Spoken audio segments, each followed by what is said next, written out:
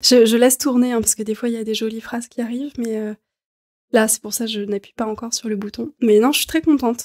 J'ai enlevé une ou deux petites choses, mais parce que là, tu vois, on est à 34. Bah ouais, et puis on a dit beaucoup de choses. Voilà, donc non, c'est super. Je suis hyper contente. Moi aussi, j'espère que vous allez pas galérer au montage sur les petits soucis que j'ai eu. Je pense que 34 minutes, tu t'enlèveras facilement parce qu'il y a pas mal de moments. Mais c'est Mathieu qui va faire ça, donc merci Mathieu. Merci Mathieu.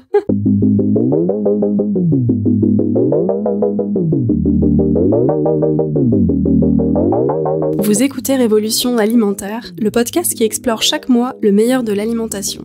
Je suis Louise Brouez, agronome et écrivaine. J'anime ce podcast avec l'aide de Mathieu Briard et sur invitation de Darwin Nutrition.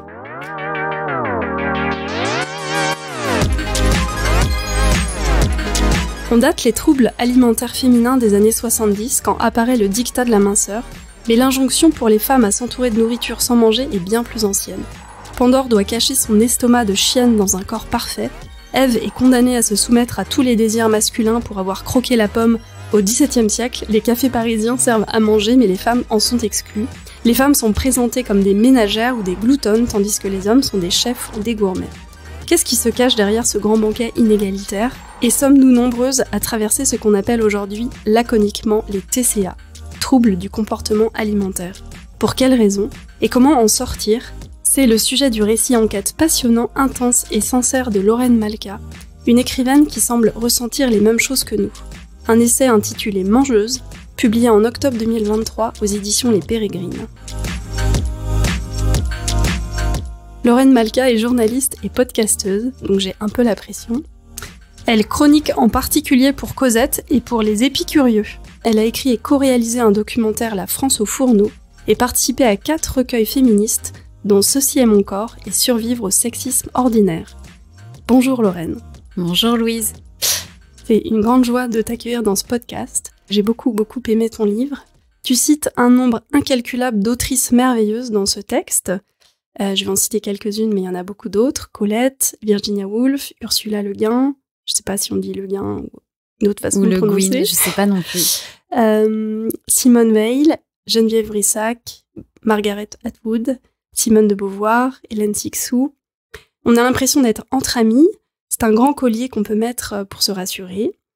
Alors, première question, grande question, est-ce que c'est la même langue qui nous sert à mieux parler, inventer le récit manquant, sortir du script dominant et, d'un autre côté, à mieux manger? C'est une très très belle question, je trouve. Merci pour cette très très belle entrée en matière et pour cette très belle question. En fait, quand tu cites toutes ces autrices que je cite, j'ai l'impression que à la fois tu spoiles un peu mon livre et en même temps tu retraverses tout ce qui a le plus compté pour moi dans cette écriture. C'est vraiment en rencontrant et en plongeant dans ces textes, dans ces œuvres d'écrivaine que j'ai trouvé toute la matière, en fait, tous les ingrédients pour concocter ce livre. Donc, ça me touche énormément que tu dises ça. Et puis, je trouve ça très beau, l'idée du collier aussi. J'imagine un collier de bonbons ou un collier de fruits. Enfin, c'est vraiment... c'est une question qui me touche beaucoup. Est-ce que c'est la même langue ? C'est ce jeu de mots avec langue qui m'est venu. Est-ce que c'est la même langue pour inventer les nouveaux récits ? En fait, mieux manger.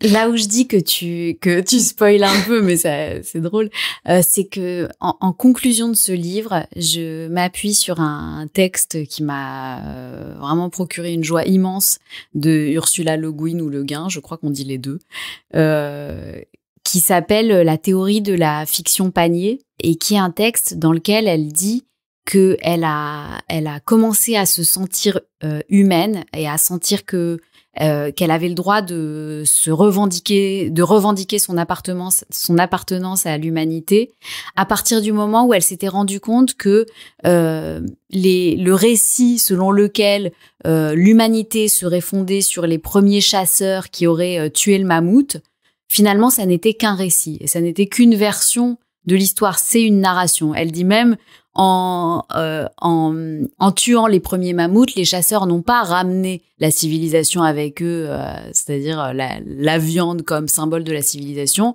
Ils ont ramené un récit qu'ils ont imposé à l'humanité comme étant celui qui serait l'histoire de l'humanité. Et elle dit, et si on inventait un autre récit possible, par exemple le fait de prendre un panier et de le remplir avec des fruits, avec des légumes qu'on cueille dans le respect de la nature.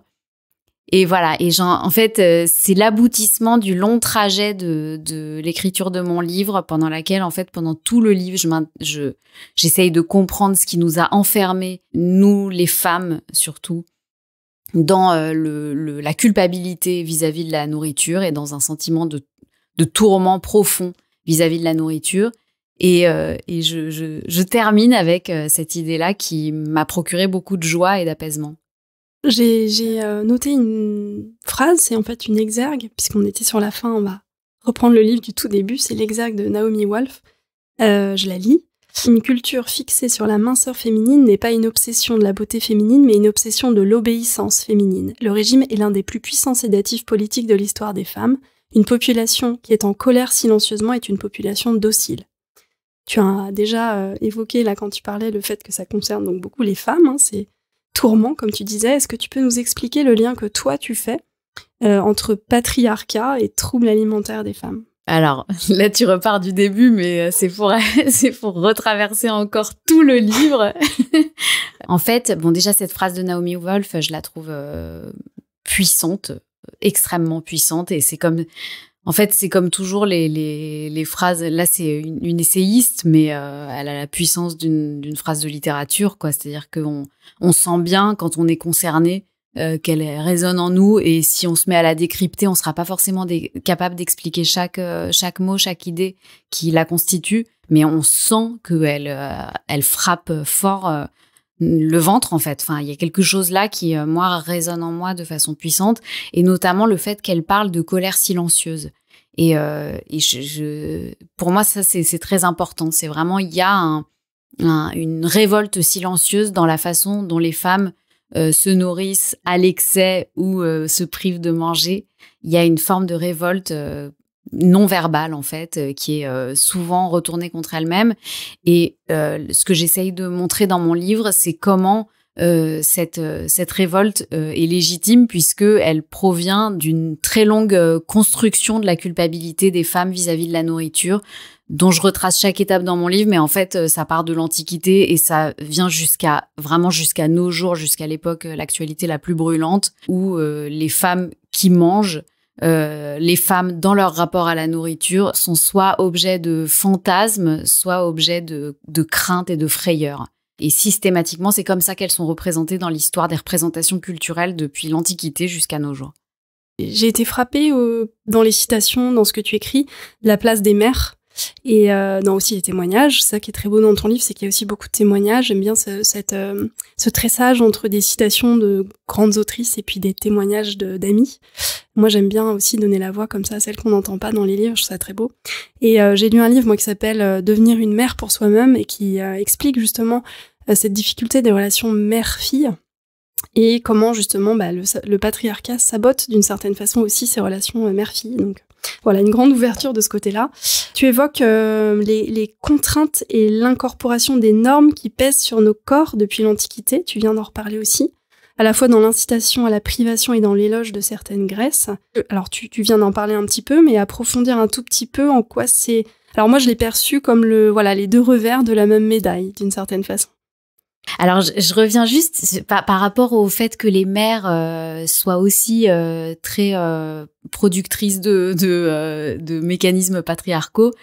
Je sais pas si je suis pas sûre qu'en tout cas moi je formulerais pas la chose en disant que le patriarcat sabote aussi le rapport mère-fille. C'est que j'ai l'impression qu'en fait on a toutes grandi là-dedans, on a tous et toutes grandi dans ce système extrêmement misogyne, et quasiment les femmes sont parmi les meilleures gardiennes de ce système-là, puisqu'effectivement elles sont les mères qui éduquent leurs filles à leur image, et on se transmet ça entre nous. Et ce qui est en train de se passer aujourd'hui et qui est merveilleux et qui est enfin, je trouve qu'on a une chance folle de vivre à cette époque, c'est que on est en train de déconstruire ça et on se pose même la question tout le temps de savoir comment on déconstruit ça avec nos filles et avec nos fils et avec la personne qui partage notre vie, homme ou femme, y compris entre femmes. Enfin, on se rend bien compte en fait que ce système misogyne-là, il ne se reflète pas que dans les relations entre hommes et femmes et que dans les oppressions d'hommes à femmes. On se rend bien compte que il imprègne absolument toutes les relations et tous les rapports entre les gens. Donc, je trouve ça assez fascinant de s'en rendre compte et enfin, moi, je n'accuse pas les hommes dans mon livre. J'accuse un système qui s'est construit par une série d'organisations discrètes et très, très prégnantes, en fait. Sur ta question à propos de la minceur. C'était l'incitation à... Ouais. Enfin, tu tisses ces deux fils-là. Enfin, il y a à la fois l'incitation à la privation et l'éloge de certaines graisses. Et comment ça sculpte un corps de femme qu'il est peut-être impossible d'avoir en fait, qui est complètement fantasmé. C'est exactement ça. En fait, pendant toute l'écriture de mon livre, j'affrontais un préjugé récurrent. À chaque fois que je racontais aux personnes, j'en ai beaucoup parlé autour de moi, puisque j'ai recueilli beaucoup de témoignages de jeunes filles et de femmes de différents âges et milieux sociaux sur leur rapport à la nourriture. Et donc, je parlais beaucoup autour de moi de ce livre, et systématiquement, la première réflexion que je recevais, déjà, c'était forcément lié au rapport à la minceur, au diktat de la minceur, alors que mon livre évoque d'autres aspects. Enfin, dans le rapport à la nourriture, il y a aussi les mœurs, il y a aussi le péché de gourmandise dans le monde judéo-chrétien. Enfin, il y a beaucoup de choses, en fait, dans le rapport à la nourriture qui n'impliquent pas forcément la forme corporelle, mais c'est tout de suite à ça que les gens pensaient. Et immédiatement, les gens qui ont... je dis les gens, parce que c'est les personnes qu'on croise vraiment tous les jours, qui ont tendance parfois à avoir un petit esprit de contradiction pour dire finalement pourquoi t'écris ce livre, il servira à rien, me disait la minceur, c'est le diktat de la minceur est très localisé géographiquement et dans le temps, c'est quelque chose de très récent. Il fut un temps où on ne se préoccupait pas tant que cela d'être mince. Et en fait, donc j'ai voulu déconstruire cette idée-là parce que j'étais persuadée que c'était faux, et j'ai eu gain de cause. La minceur, en fait, est une norme qui s'impose aux hommes comme aux femmes depuis l'Antiquité jusqu'à nos jours. C'est une norme extrêmement ancienne et très très pesante, si j'ose dire. Et par contre, il y a une deuxième norme qui s'adresse spécifiquement aux femmes, c'est d'être mince et grosse à la fois. Mince dans l'ensemble du corps, dans l'ensemble de la silhouette, à la taille, aux bras, aux jambes, et d'être corpulente, d'être grosse, d'avoir des rondeurs molles. Voluptueuses, exactement.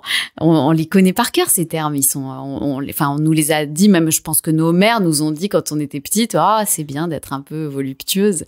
C'est joli d'être un peu ronde à certains endroits bien précis, à savoir les fesses, les hanches et les seins, qui symbolise en fait la disponibilité sexuelle et procréative des femmes. Et donc c'est une façon pour les femmes, on attend des femmes qu'elles signalent par leur rondeur corporelle leur disponibilité, leur passivité, leur domesticabilité. C'est vraiment une façon par la silhouette d'exprimer tout ça. Et on attend des femmes qu'elles expriment ça. Et en fait, comme tu le disais, c'est intenable. J'ai essayé d'étudier à quoi ça donnait lieu dans l'histoire comme régime alimentaire. Évidemment que ça implique des régimes alimentaires torturants de l'Antiquité à aujourd'hui. Vraiment, il suffit de passer devant n'importe quelle pharmacie pour s'en rendre compte. Les produits qui sont mis en avant sont ceux-là. Maigrissez de partout, sauf des fesses et des seins. Donc c'est intenable. Et pour en revenir à un petit peu la première question, tu as toute une partie très belle justement sur l'écriture.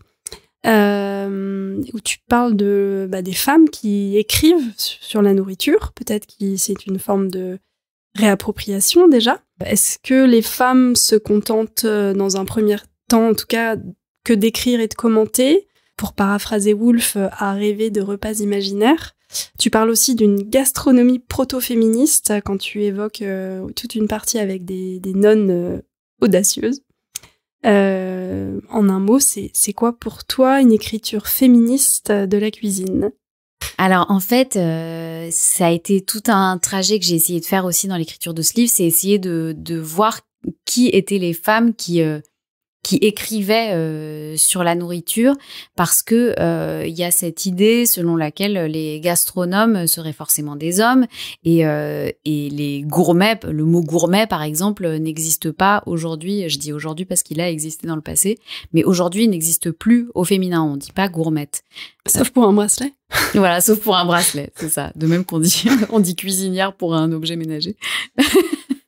En tout cas, les femmes qui écrivent sur la nourriture, quand on a fondé la gastronomie au 19e siècle, on en a explicitement exclu les femmes, avec cette idée qui est en fait très ancienne, selon laquelle les femmes auraient moins de raison et moins accès au savoir que les hommes. C'est vraiment une idée qui est... En fait, par exemple, au moment où on discute des péchés capitaux, savoir lequel est le plus grave, est-ce que la gourmandise, est-ce que Ève est plus coupable qu'Adam d'avoir croqué la pomme? Au moment où il y a cette discussion théologique autour de savoir qui est le plus coupable entre Ève et Adam, il y a cette idée qui est tout de suite admise, selon laquelle Ève serait tout aussi coupable qu'Adam, puisque elle a moins accès au cerveau et donc elle a croqué dans la pomme, malheureusement, parce que les femmes sont beaucoup plus vulnérables face aux péchés, à tous les péchés, et notamment celui de la gourmandise. Et désastre, en fait, en faisant ça, elle a mené l'humanité vers la chute.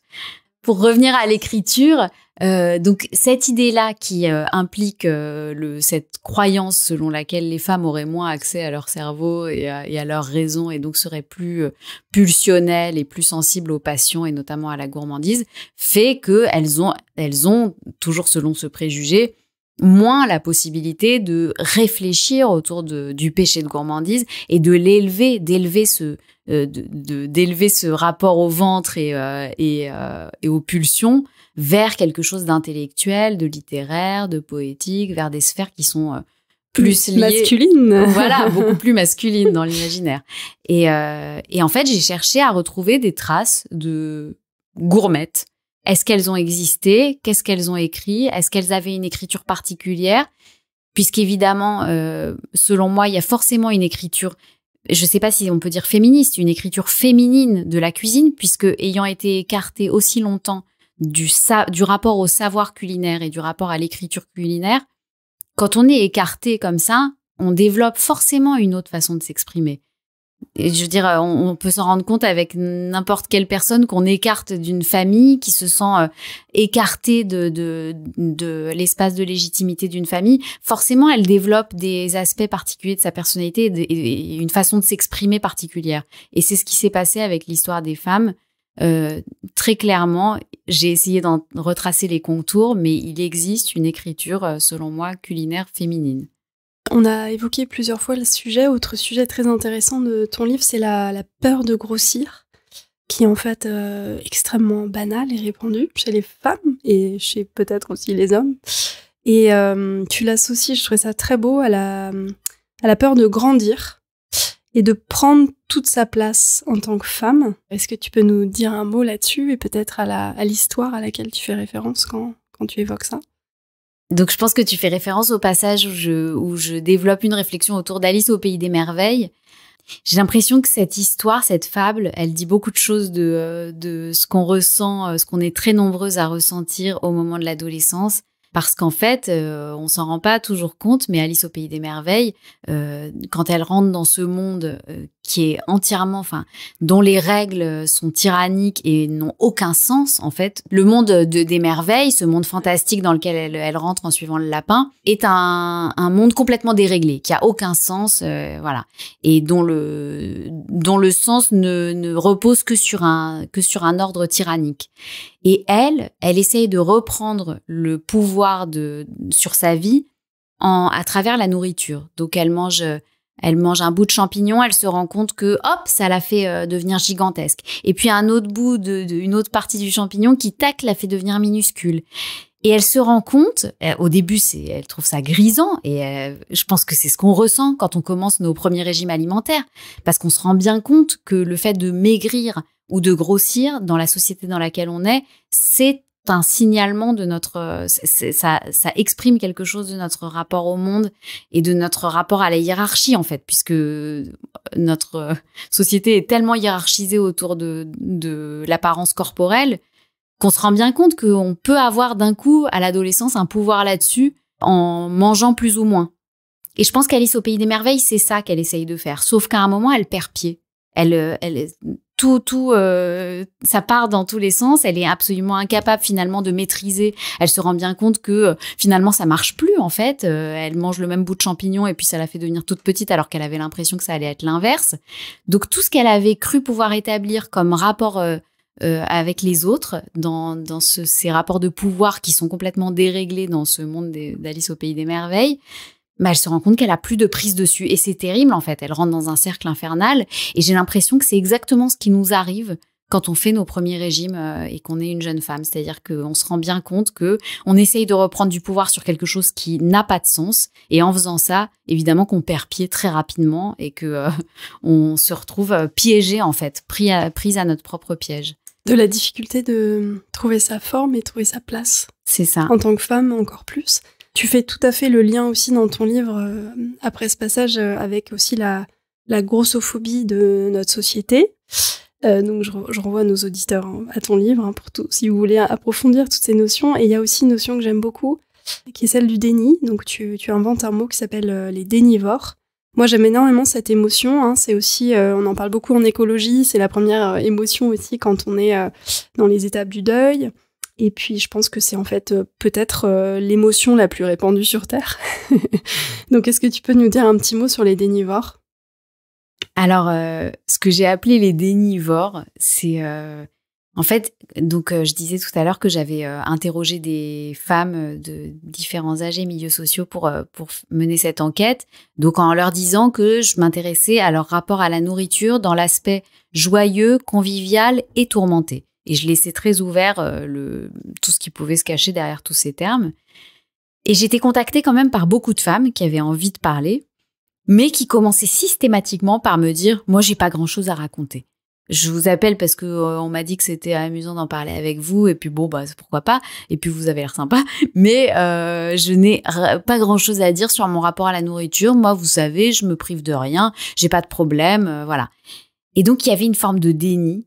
Parce que systématiquement, alors que je n'attendais rien de spécial et que je demandais simplement à ce qu'on me raconte des anecdotes d'enfance, de mémoire culturelle, de plein de choses liées à la nourriture, systématiquement, au bout de un quart d'heure, 30 minutes, les personnes qui se confiaient à moi commençaient à me raconter quelque chose de l'ordre du tourment, voire de l'inquiétude, voire de quelque chose de beaucoup plus grave que ça, à savoir frôler les troubles des conduites alimentaires, se priver de façon excessive, se torturer le corps en essayant de chercher des nouvelles façons de manger ou de ne pas manger ou de compenser ou de sauter des repas pour compenser le repas d'après, etc. Enfin, et ça touche, moi j'ai l'impression que ça touche la très très grande majorité des femmes, mais sauf que je pense que ce sujet est un tel tabou que elle ne se l'avoue et on ne se l'avoue même pas à nous-mêmes. On commence par nier en disant « moi j'ai pas de problème » ou « j'en ai jamais eu » ou « j'en ai plus ».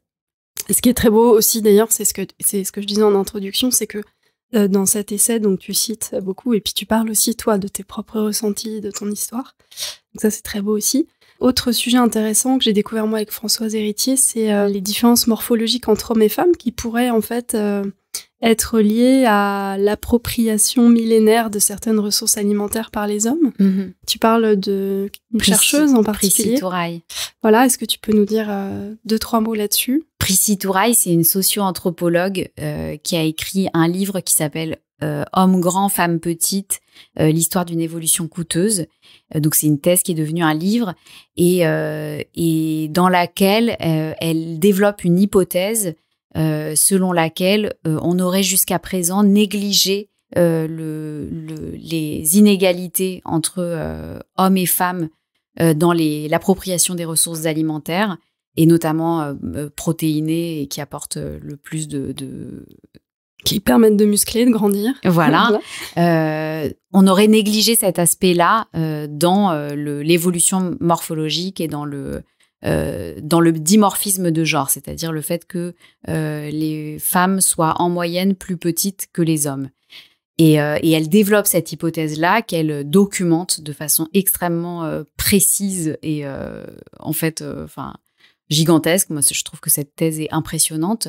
Je pense que cette thèse-là fait partie des recherches en cours qui sont extrêmement, qui renversent notre regard sur les corps et sur les morphologies telles qu'on les connaît aujourd'hui, parce qu'elles sont le fruit d'une évolution culturelle, historique, et pas forcément le fruit d'un miracle biologique.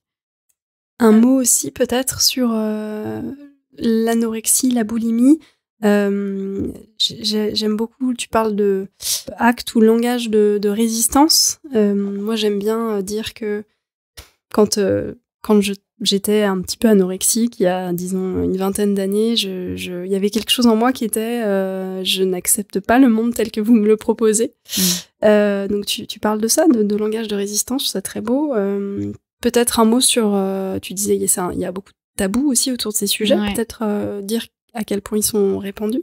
D'ailleurs, je te remercie pour cette confidence, parce que j'ai l'impression, en fait, que depuis que j'ai écrit ce livre, justement, il y a beaucoup de femmes qui osent, qui m'écrivent en privé, qui s'autorisent peut-être, en tout cas vis-à-vis de moi, en m'écrivant et en me disant que ce livre les aide parce que c'est un tabou dont on ne parle pas, l'anorexie, alors que c'est, je pense, beaucoup plus répandu que ce qu'on croit, l'anorexie et la boulimie et tous les troubles des conduites alimentaires. Et effectivement, j'ai vraiment, en fait, je sentais qu'il y avait quelque chose, comme une position de refus vis-à-vis du monde dans cet acte de ne pas manger ou de trop manger. Et c'est chez Michel Foucault, le philosophe Michel Foucault, que j'ai trouvé cette notion de résistance que j'ai trouvé saisissant, en fait. Il développe l'idée selon laquelle la résistance, ça peut être un acte non épique et parfois pas constructif du tout, parfois autodestructeur. Parfois, c'est une résistance qu'on retourne contre soi-même et qui devient une souffrance qu'on s'inflige à soi-même pour refuser le monde qu'on nous impose. Et il donne plusieurs exemples, mais c'est vraiment cette idée de refus non épique, de résistance non épique et parfois inconstructif, que je trouve très parlante et qui, à mon avis, résonne beaucoup avec l'idée de l'anorexie, qui est une vraie révolte silencieuse, comme je disais tout à l'heure, une révolte non verbale par le biais du corps, en fait. L'adolescente que j'étais t'écoute avidement et a une petite larme à l'œil. Justement, on va terminer peut-être en revenant à la fin de ton livre qu'on a parcouru dans tous les sens et que donc, j'invite tout le monde à lire, encore une fois. Tu parles, ça m'a énormément touchée aussi, du pain de la sororité. Moi, c'est vrai que c'est un sujet qui me touche aussi beaucoup parce que le patriarcat a un peu saboté aussi ces liens qu'on a entre femmes et qu'on doit retisser. Donc, j'avais cette question pour la fin. Comment retourner les stigmates et se réapproprier la gourmandise et le plaisir, qui est une question peut-être un peu large. Et comment, pour te citer, on retourne à l'envoyeur toutes les tartes qu'on a reçues et qu'on continue de recevoir depuis des siècles. Alors, le pain de la sororité, je trouve ça intéressant quand même de rappeler qu'étymologiquement, le mot pain, en fait, dans de très nombreuses langues, vient de la même racine que le mot fraternité. Donc, je trouvais ça intéressant de proposer de créer un pain de la sororité. Et je vais citer un autre livre que j'ai lu après avoir écrit le mien et qui me semble tout à fait répondre à ta question. Il y a un livre qui a été publié il y a très peu de temps qui s'appelle « Sœurs » pour une psychanalyse féministe. C'est signé de la psychanalyste Sylvia Lippi et du philosophe Patrice Maniglier. Et ils définissent la sororité comme étant le partage du traumatisme. Et ils disent que c'est quelque chose qui peut avoir autant de force pour construire une société que la fraternité qui se fonde sur toute autre chose. En fait, la fraternité et sororité ne signifient pas la même chose dans leur définition. Et sororité, ce serait ce partage du traumatisme qu'on trouve notamment à travers MeToo. Et pour moi, le livre que je propose là certes, il est moins dans une idée de développement, enfin, je donne pas de conseils aux femmes pour mieux manger. Ça, il y a beaucoup de livres qui sortent là-dessus. Et beaucoup de podcasts. Très, très intéressants. Moi, c'est vraiment un livre où j'essaye de partager les traumatismes et de les analyser, de revenir dessus, de les parcourir dans tous les sens comme on vient de faire dans ce podcast. Et c'est pour moi c'est ça la sororité aussi, c'est ce partage des récits, ce partage des souffrances, des traumatismes, des espoirs, enfin des plus loin espoirs et des perspectives communes. Et là oui, il y a un pain de la sororité à créer à partir de ça pour moi. Les phrases qu'on dit, qu'on écrit peuvent être, comme tu le disais tout à l'heure, avec les lectrices qui se sentent après autorisées à parler de leurs expériences. Ça peut être des portes qui s'ouvrent. Donc, continuons à partager tous ces témoignages. On va s'arrêter là, même si j'aurais aimé continuer encore longtemps avec toi. Merci beaucoup, Lorraine. Merci, Louise.